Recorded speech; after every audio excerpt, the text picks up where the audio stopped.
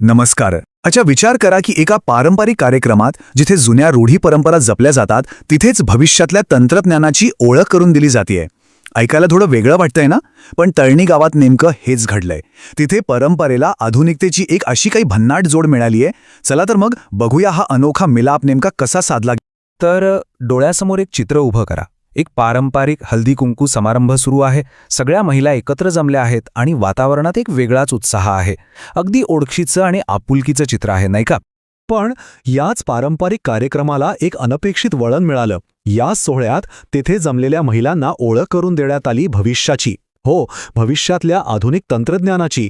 आणि हाच या कार्यक्रमाचा सगळ्यात इंटरेस्टिंग भाग होता. तर मग प्रश्न हा आहे की हा असा अनोखा उपक्रम कोणी आणि कसा घडवून आणला? तर याचं उत्तर आहे तळणीमधलं सद्गुरू मल्टीस्किल डेव्हलपमेंट इन्स्टिट्यूट. त्यांनीच हा पुढाकार घेतला आणि हे दाखवून दिलं की परंपरा आणि आधुनिकता एकमेकांच्या विरोधात नाहीत, तर त्या एकत्र येऊ शकतात.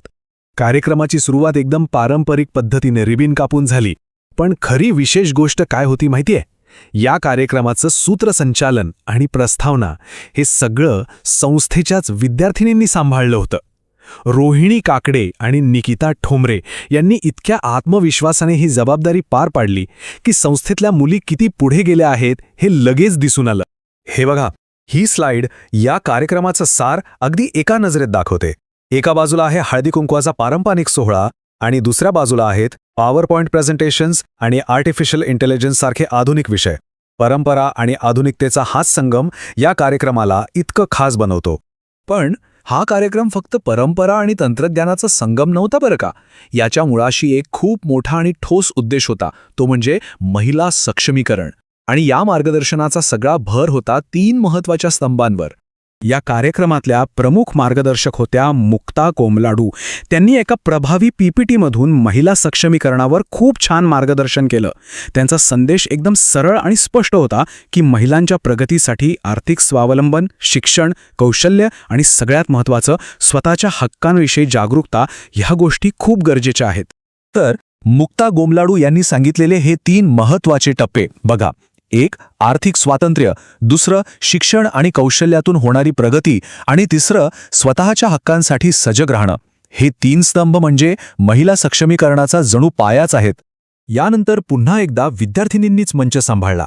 रोहिणी काकडे यांनी संस्थेच्या वर्षभरातल्या कामाचा एक प्रभावी आढावा घेतला. शिक्षण, समाजकार्य आणि कौशल्य विकासात संस्थेने जे यश मिळवलं होतं ते ऐकून तिथे बसलेल्या सगळ्यांना संस्थेच्या कामाची खरी ताकद समजली. चला, आता आपण त्या भागाकडे वळूया ज्यामुळे हा कार्यक्रम खऱ्या अर्थाने भविष्यवेधी ठरला.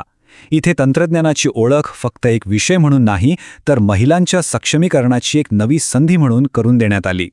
आता बघा, कृत्रिम बुद्धिमत्ता किंवा आर्टिफिशियल इंटेलिजन्स म्हणजे AI हा शब्द ऐकायलाच कितीतरी अवघड वाटतो, बरोबर? पण कोमल चंदन यांनी हा विषय इतक्या सोप्या भाषेत समजावून सांगितला.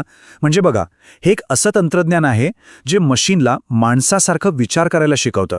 अगदी सोपं उदाहरण द्यायचं झालं तर आपण जसं भाषांतर करतो किंवा मोबाईलवर रस्ता शोधतो तशी कामं करू शकणाऱ्या स्मार्ट मशीन्स बनवणं, हेच आहे AI. पण कोमल चंदन फक्त AI म्हणजे काय हे सांगून थांबल्या नाहीत. त्यांनी हेही सांगितलं की हे तंत्रज्ञान ग्रामीण महिलांसाठी संधींची नवी दारं कशी उघडू शकतं. मग ते शिक्षण असो, रोजगार असो किंवा स्वतःचा व्यवसाय सुरू करणं असो. तर AIमुळे नेमकं काय काय शक्य आहे? यामुळे शिक्षणाची नवीन माध्यमं उपलब्ध होतात, आधुनिक रोजगाराच्या संधी निर्माण होतात आणि अगदी स्वतःचा व्यवसाय सुरू करण्यासाठी नवी साधनं मिळतात. यामुळे त्यांच्या सध्याच्या कौशल्यांमध्येही वाढ होते. खरं तर ग्रामीण महिलांसाठी ह्या खऱ्या अर्थाने बदलाच्या संधी आहेत. तंत्रज्ञान आणि मार्गदर्शनाबरोबरच या कार्यक्रमात आनंदाला आणि कौतुकालाही तितकंच महत्त्व होतं. हा फक्त एक माहिती देणारा कार्यक्रम नव्हताच, तर तो एक उत्सव होता, कौशल्याचा आणि यशाचा. कार्यक्रमात काही मजेशीर आणि ज्ञान वाढवणारे खेळ सुद्धा ठेवले होते. आणि त्यात महिलांचा सहभाग तर 100% उत्स्फूर्त होता. यावरूनच कळतं की हा कार्यक्रम फक्त ऐकण्यापुरता मर्यादित नव्हता, तर त्यात सगळेजण मनापासून सहभागी झाले होते. खेळांमध्ये जे जिंकले त्यांना छान बक्षिसं मिळाली आणि संस्थेतल्या होतकरू विद्यार्थ्यांना त्यांच्या कामगिरीबद्दल प्रमाणपत्र देऊन त्यांचं कौतुक करण्यात आलं. हा क्षण खरंच सगळ्यांसाठी खूप प्रेरणा देणारा होता. तर मग या सगळ्याचा परिणाम काय झाला? हा कार्यक्रम फक्त 1 दिवसाचा सोहळा नाही राहिला, तर ग्रामीण बदलासाठी एक आदर्श मॉडेल म्हणून समोर आला. ज्यांनी हा कार्यक्रम प्रत्यक्ष अनुभवला त्यांना काय वाटलं तेही ऐकूया. शन्नो खान यांनी संस्थेच्या सामाजिक बांधिलकीबद्दल बोलताना खूप महत्त्वाची गोष्ट सांगितली. त्या म्हणाल्या की असे उपक्रम ग्रामीण महिलांना खऱ्या अर्थाने एक नवी दिशा देतात. हे एकच वाक्य या कार्यक्रमाचं महत्त्व सांगून जातं. कार्यक्रमाला आलेल्या शिंदेताई आणि भुतेकरताई यांनीही त्यांच्या भावना व्यक्त केल्या. त्या म्हणाल्या की आम्ही कार्यक्रमाबद्दल आणि संस्थेच्या एकूण कामाबद्दल खूप समाधानी आहोत. ही प्रतिक्रियाच या कार्यक्रमाच्या यशाची सर्वात मोठी पोचपावती आहे, नाही का?